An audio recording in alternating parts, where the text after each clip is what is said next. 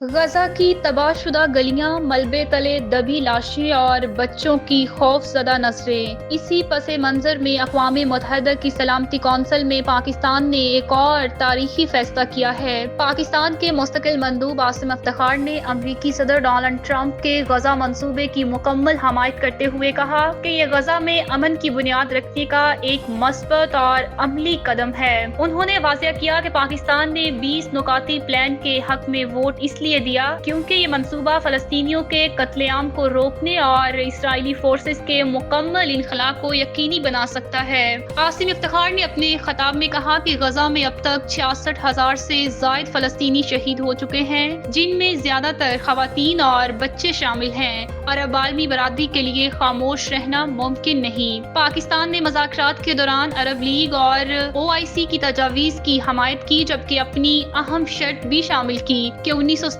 کی سرحدوں پر مبنی آزادی فلسطینی ریاست کا قیام ناگزیر ہے۔ پاکستان سمیت 13 ممالک نے حق میں ووٹ دیا، جبکہ کسی ملک نے مخالفت نہیں کی۔